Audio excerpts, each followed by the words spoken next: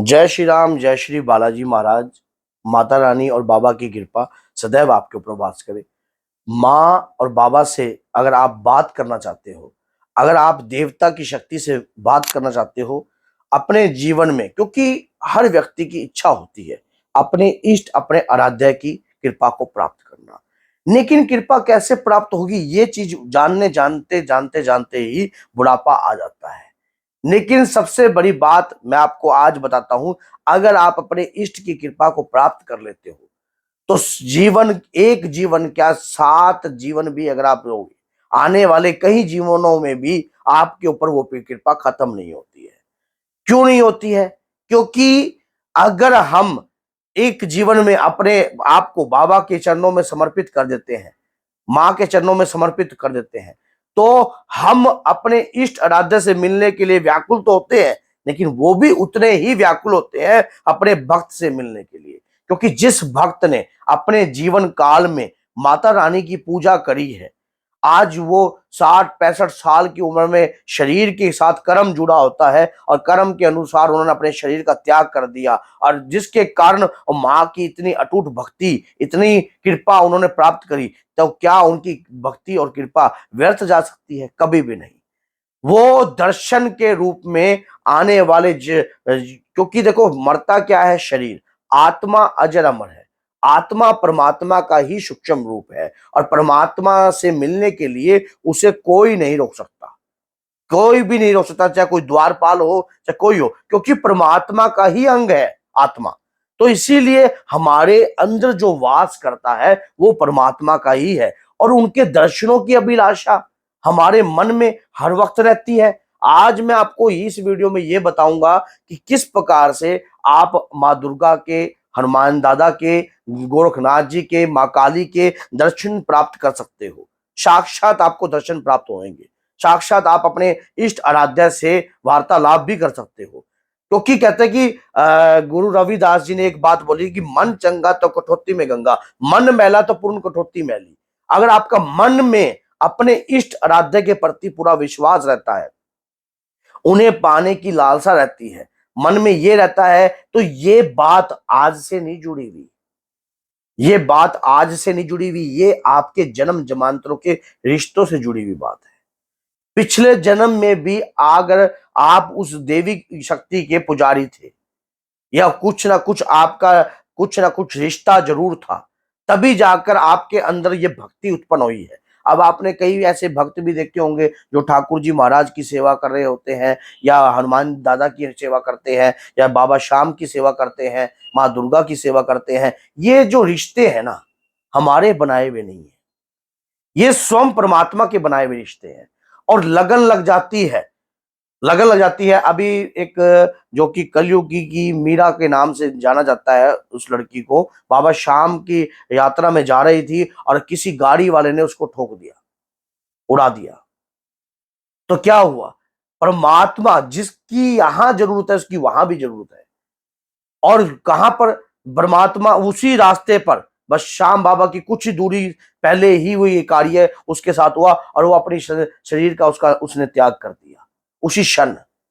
तो देखिए, जो प्रभु और निशान हाथ में लेकर वो हमेशा उसने रील्स भी बनाती थी, और फिर भी आज यही बात सोच के देखिए कि जब हम अपने इष्ट आराध्य की भक्ति करते हैं तो परमात्मा, वो उसके कर्म के साथ जुड़ा था, लेकिन वो भगवान की श्री चरणों को प्राप्त उसने किया है। ऐसे ही ये रिश्ते हैं जन्म के साथ, हमारे परमात्मा की हमारे साथ जुड़े हुए हैं। अब हमें उनके दर्शन कैसे करने हैं, मैं आपको ये बताता हूं। क्योंकि हमारी जो आत्मा है ना, उन्हीं की है, और उनको कोई रोक नहीं पाएगा दर्शन करने के लिए।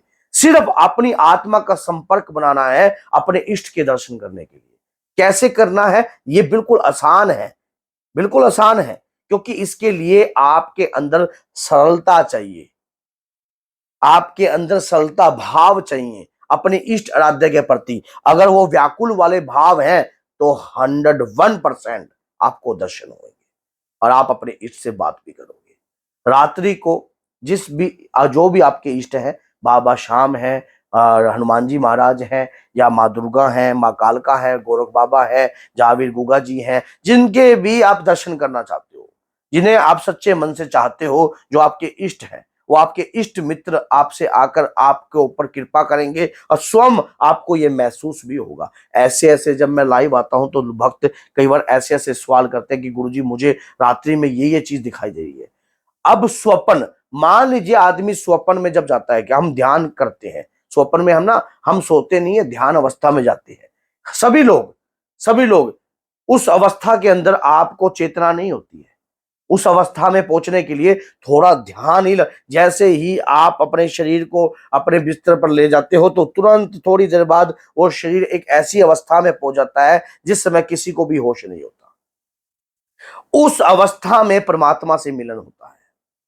अब उस अवस्था में अगर आपको परमात्मा के दर्शन हो, मां दुर्गा के दर्शन हो, आपके इष्ट आराध्य के दर्शन हो, वो कैसे होंगे? उससे पहले कुछ एक ऐसा कार्य करना पड़ता है। वो कार्य क्या है? आपको अपने इष्ट से जब जिस स्वरूप के आप आराधना कर रहे हो, पूजा कर रहे हो, उस स्वरूप से हाथ जोड़कर प्रार्थना करनी है कि हे प्रभु, मेरी एक बार आपके दर्शनों की लालसा है, स्वप्न के माध्यम से दीजिए या मेरे साथ वार्ता लीजिए। ऐसे ऐसे भक्त जब हमें कमेंट करते हैं कि मैंने स्वयं हनुमान जी मुझसे बात करते हैं। अब देखो, ऐसे संभव सब कुछ है क्योंकि कलियुग की जागी शक्ति है। और जो स्वप्न के माध्यम से उन्हें स्वयं लाल रंग के सिंदूरी स्वरूप दिखाई देता है और स्वयं ऐसे लगता है कि वो मेरे से बात कर रहे हैं, ये सब कुछ संभव हो सकता है। आप ये ना देखो कि ना जाने किस रूप में नारायण आ जाए।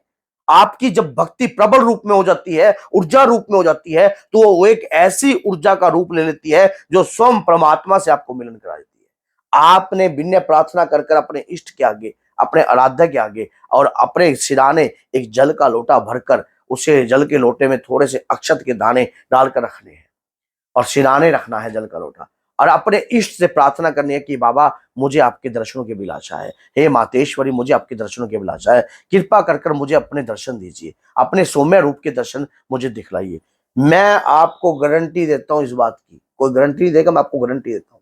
21, 41, 108 इन दिनों में आप जब कंटिन्यू प्रार्थना करके सोओगे आपको दर्शन होंगे ही होंगे। ऐसे ऐसे भक्त हैं जिनको तो कंटिन्यू दर्शन हुए हैं, कंटिन्यू दर्शन हुए हैं अलग अलग रूप में, क्योंकि जो जैसे जिसकी जैसी भावना होती है ना, उस भावना के अनुसार उसको उसके प्रभु के स्वरूप के दर्शन हो जाते हैं। जिसकी जैसी भावना है, मान लो भाव के बगैर तो कुछ भी नहीं है, भाव के बगैर तो कुछ भी आपको प्राप्त नहीं होगा। मानो तो वो एक मूर्ति है और मानो तो वो एक भगवान है। ये भाव से ही प्रकट होती है सब कुछ, आपके अंदर से ही, क्योंकि आपके अंदर आपका आत्मा राम है और आत्मा राम में दिव्य ज्योति विराजमान है। और दिव्य ज्योति जो है परम पिता परमात्मा की है और उससे मिलन जो है आपका तभी होगा जब आप सच्ची आत्मा से उनका ध्यान करोगे। और जब रात्रि को प्रार्थना कर कर सोओगे तो स्वयं रात्रि में आपके इष्ट आपके आराध्य आपको दर्शन देंगे।